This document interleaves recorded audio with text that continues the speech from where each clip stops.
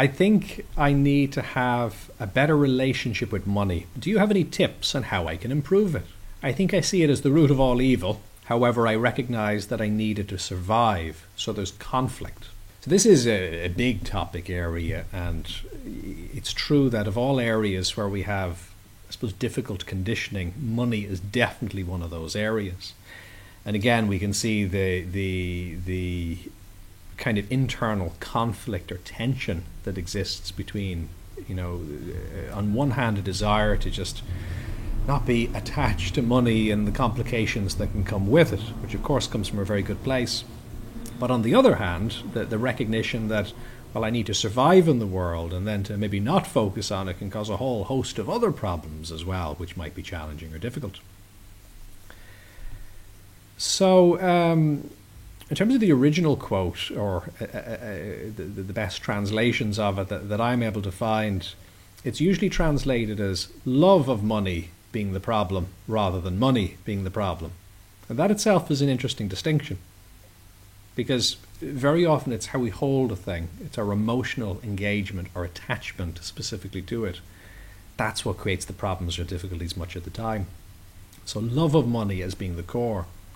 And it is true, because if you become obsessed with something, and money, I suppose, is as good a candidate as any to be obsessed about, that's likely to lead to any number of difficulties, because where does that money come from? Well, it generally comes from other people. It comes from their labor. It comes from their efforts. So if we start loving the money more than we love other people, or we lose sight of that, we become distracted, well then of course we really stand to hurt other people, and that can lead to suffering in the pursuit of money. So why would we want that? That wouldn't be useful. So being obsessed about money wouldn't be useful, but equally being obsessed about not having money probably wouldn't be helpful either. And I suppose what's helpful to do psychologically is to just get back to this idea of what is actually important. And of course, money is just a token, really, and it's a token for value. So the core idea is, if you were to help me in some way, and let's say you're a teacher, and you help me to learn something, and I say, well, thank you very much. I happen to be a baker, and I run this bakery, and you're probably hungry. Can I give you some bread? So no matter how negative your perspective of money is, most people probably wouldn't have a problem with that. I reciprocate by giving you some bread, and it's not even because you've demanded it. It's just because I really appreciate the value that you've given to me in the education and learning that you've shared. I really value that, so I want to support you. And that bread is not just nice in reciprocation, but I know, because what you're doing and your teaching is valuable, I know that by nourishing you and by supporting you, by giving you bread, that you're going to be more energized and able to give more teaching. You'll have more time to do that, either for me or for other people, which is really, really good.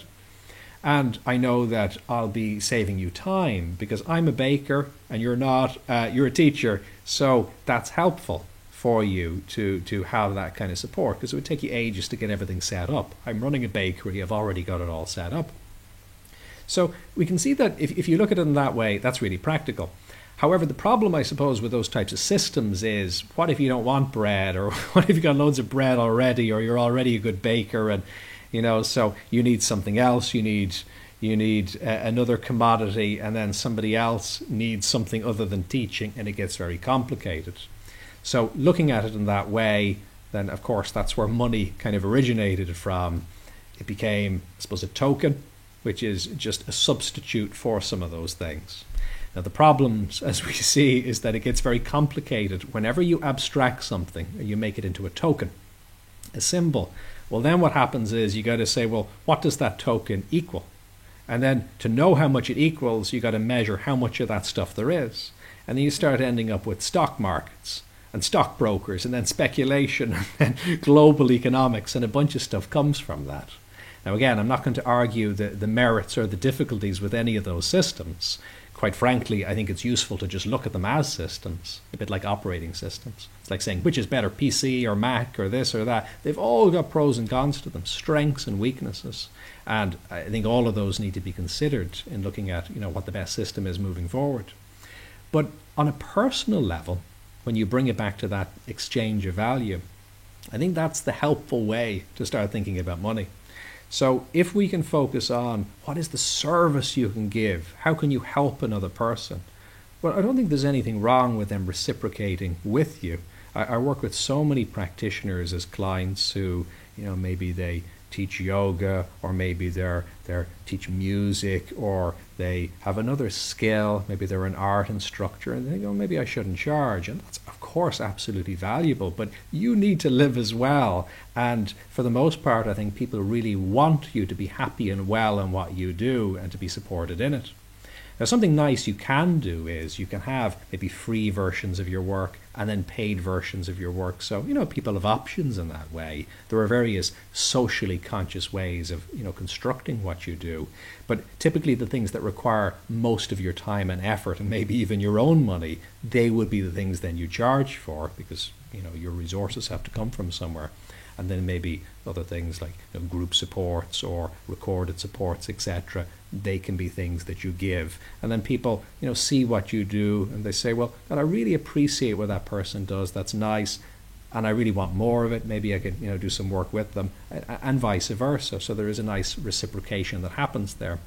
But I think that's the main thing, is not to be obsessed about money. It's, what's money for anyway? If you have loads of money, it's absolutely useless if you're not using it in some valuable, meaningful way in the world.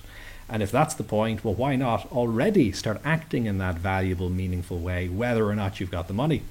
If you're running a charity or a very positive cause, you mightn't even need the money, because other people might give you the money because they also care and they have the money, but they don't have your time or your inclination to actually help people in that way. So in a way, the money just really isn't the point. It's about what actually matters to you and what your values are. And it's about that nice idea, I think, of interconnectedness and reciprocation. How can I support other people? But equally, how can I be supported by them in such a way that I can grow and develop myself as a person, to be of better assistance to other people in the world, and then so you've got that lovely cycle starts to continue. Again, doesn't need to be perfect, but it's one of these things that a little bit of consciousness improvement in that area, if we really are socially conscious and caring about helping and improving the lives of other people, then you get a lovely momentum and it brings everybody in a good direction. If you found this valuable, do like, subscribe and share. And what's your experience? Do you have any questions or topic suggestions? You can contribute in the comments, on social media using #BodyMindSelf, or at jfl.com.